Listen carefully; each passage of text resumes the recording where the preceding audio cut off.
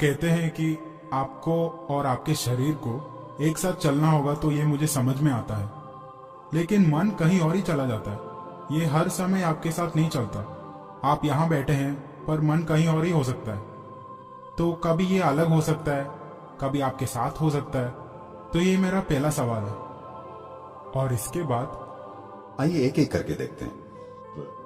आपका मन भी कहीं नहीं जाता है। ये यही है पर किसी चीज के बारे में सोच रहा है। क्या ये कहीं जाता है? आपका मन कहीं नहीं जाता। ये यही है और किसी दूसरी चीज के बारे में सोच रहा है, पर फिर भी ये यही है ना?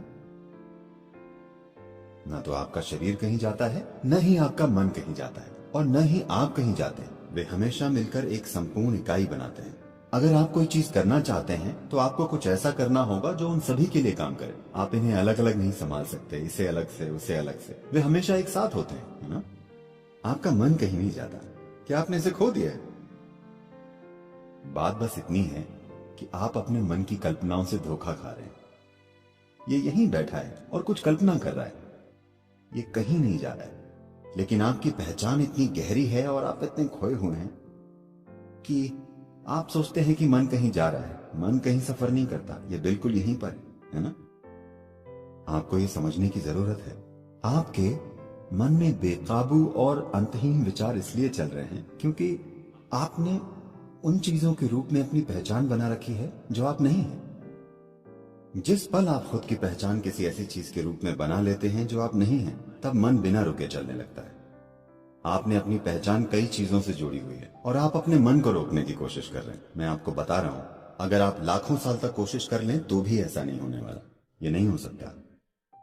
अगर आप अपनी गलत पहचानों को मिटा देते हैं, तब आप इसी पल देखेंगे कि आपका मन एक दर्पण की तरह होगा। ये कुछ नहीं कहेगा, बस हर चीज को परावर्तित करेगा। मन को ऐसे ही होना चाहिए। आपका मन एक ऐसा साधन है जो तभी सबसे अच्छा काम करता है जब इसमें स्पष्टता हो, है ना? ऐसा ही है ना? आपका मन यहां हर तरह की काल्पनिक चीजों के बारे में सोचने के लिए नहीं है। वो जीवन में एक भटकाव है। आपका मन आपको जीवन में स्पष्टता और गहराई देने के लिए है। लेकिन अभी आपका मन बस उलझन का एक भारी पुलिंदा है, सिर्फ इसलिए क्योंकि आपने कई ऐसी चीजों के रूप में अपनी पहचान बना ली है जो आप नहीं है, और अब आप इसे रोकने की कोशिश कर रहे हैं। इसे रोक कर रखने का कोई तरीका नहीं है। आपने बहुत बुरा खाना खाया और अब आपके पेट में गैस बन गई। आप उसे रोक नहीं सकते। आपने खराब खाना खाया है, नतीजा आ गया है। आपने गलती की कि कई चीजों के साथ अपनी पहचान जोड़ ली। अब यह लगातार चलता जा रहा है। आप इसे रोक नहीं सकते। इससे कोई फर्क नहीं पड़ता कि आप क्या करते हैं। आप भगवान के बारे में सोचिए। भगवान खुद आपको कई जगहों पर ले जाएंगे।